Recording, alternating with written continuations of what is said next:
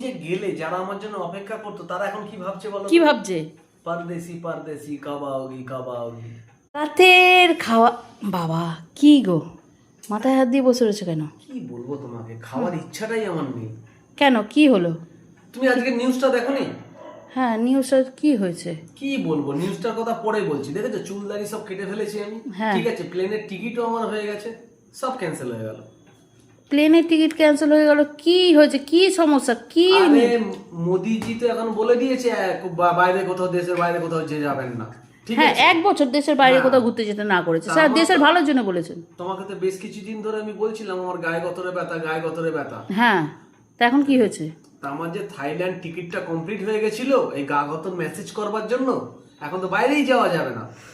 নেকা থাইল্যান্ড যাচ্ছে ম্যাসাজ করাতে? হ্যাঁ, যাবে না যাবে না, আমি বলবো ভালো হয়েছে, ম্যাসাজ করাতে থাইল্যান্ড যাচ্ছে। তা কি হয়েছে, তার জন্য শোক পালন করার কি হয়েছে? হ্যাঁ, নেকামো। এই নয় আমি গেলাম না, কিন্তু আমি যে গেলে যারা আমার জন্য অপেক্ষা করতো তারা এখন কি ভাবছে বলো? কি ভাবছে? পারদেশি পারদেশি কব आओगी কব आओगी। কে করছে তোমার জন্য?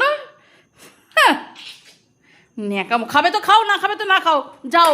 যেদিনকে থাইল্যান্ডে ম্যাসাজ করে আসবে সেই দিনকে কেউ